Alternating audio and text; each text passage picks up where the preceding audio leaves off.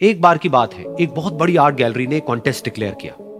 उसमें उन्होंने अनाउंस किया कि जो भी पेंटर पीस को डिपिक्ट करने वाली वर्ल्ड की सबसे अच्छी पेंटिंग बनाएगा उसको $10 मिलियन का इनाम मिलेगा। यह बात पूरी दुनिया में फैल गई और पूरी दुनिया से हजारों पेंटर्स ने अपनी अपनी पेंटिंग भेजी उस कॉन्टेस्ट में पार्टिसिपेट करने के लिए। उन हजारों पेंटिंग्स में से जो इस कॉन्टेस्ट के जजेस थे उन्होंने फाइनली 100 पेंटिंग्स को शॉर्टलिस्ट किया और उन 100 पेंटिंग्स की एक एग्जीबिशन लगाई।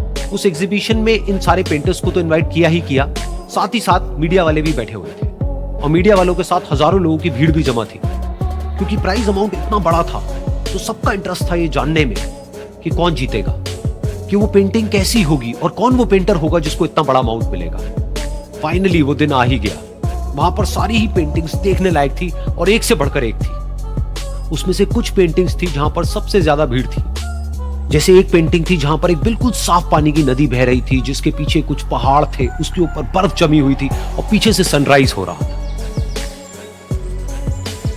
एक और पेंटिंग थी जहां पर पेंटर ने पीस को डिपिक्ट किया था फुल मून नाइट के थ्रू, यानी कि एक बिल्कुल पीसफुल लेक थी जिसका पानी बिल्कुल स्टिल था, इतना स्टिल कि उसके अंदर आप रिफ्लेक्शन देख सकते थे आसपास में जो भी कुछ था उसका, बिल्कुल एक मिरर की तरह। और बिल्कुल डार्क आसमान में कुछ तारे चमक रहे थे और एक चांद चमक रहा था।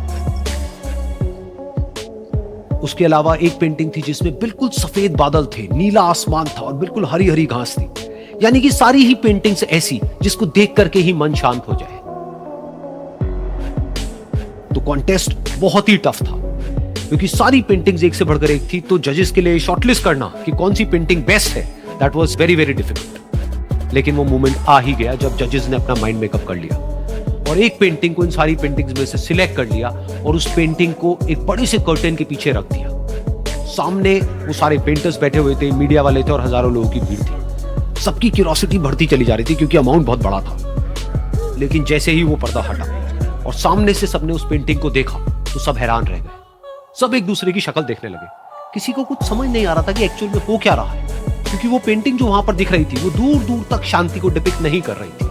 तो सबको लगा कि शायद उस आर्ट गैलरी से कोई गलती हुई है या जजेस से कोई गलती हुई है और किसी गलत पेंटिंग को वहां पे रख दिया। तो कुछ पेंटर्स एक साथ गए, जाकर के उस आर्ट गैलरी के ओनर से मिले और जाकर के उससे पूछा कि क्या ये कोई गलती है, गलती से कहीं कोई गलत पेंटिंग तो आपने वहां पे नहीं रख दी।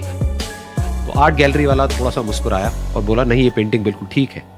जजेस ने इसी पेंटिंग को सिलेक्ट किया है और यही पेंटिंग आज की विनर है। सारे पेंटर्स ये जवाब सुन करके गुस्से से भर गए और सबने मिल करके रिवोल्ट कर दिया। और ये देख करके सारे मीडिया वाले अपनी अपनी जगह से खड़े हुए और भागते हुए गए उस आर्ट गैलरी के ओनर के पास में और अपने अपने माइक्स उनके मुंह के आगे कर दिए। तो अगेन वो आर्ट गैलरी का जो ओनर था वो हल्का सा मुस्कुराया और उसने कहा कि मुझे कुछ बोलने से पहले एक बार इस पेंटिंग को आप लोग ध्यान से देखिए, थोड़ा पास से देखिए, शायद आपको कुछ ऐसा नजर आए जो दूर से नजर नहीं आ रहा है। क्योंकि आप सबने एक चीज तो देख ली कि इस पेंटिंग में आंधी है, तूफान है, चारों तरफ सब कुछ तहस नहस हो रहा है, आसमान में बिजली कड़क रही है, काले बादल है, ये सब तो आपने देख लिया। लेकिन एक चीज नहीं देखी कि इस पेंटिंग में एक घर भी है। उस घर में एक छोटी सी खिड़की है जहां पर एक आदमी खड़ा हुआ है। ध्यान से जाकर के देखिए, वो जो आदमी खड़ा हुआ है और बाहर देख रहा है उस घर से, उसके चेहरे पर कोई डर नहीं है बल्कि एक हल्की सी मुस्कान है, एक ठहराव है, एक सुकून है। और यही है शांति का असली मतलब।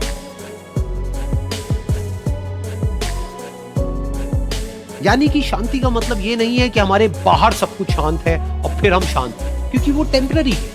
असली शांति का मतलब ये है कि हमारे बाहर चाहे जो कुछ भी हो रहा हो, हम अंदर से पूरी तरह से शांत हैं, हमारा मन शांत है। क्योंकि जिसका मन शांत नहीं है उसको चाहे आप कितनी भी सुंदर से सुंदर जगह पर ले जा करके बिठा दो, वो वहां पर भी जाकर के दुखी ही रहेगा। लेकिन दूसरी तरफ से जिसका मन शांत है, उसके बाहर चाहे कुछ भी हो रहा हो, चाहे मौसम कैसा भी हो, चाहे उसके आसपास में सब कुछ तहस नहस हो रहा हो, तूफान हो, लेकिन वो अंदर से बिल्कुल शांत रहेगा। और यही है शांति का असली मतलब।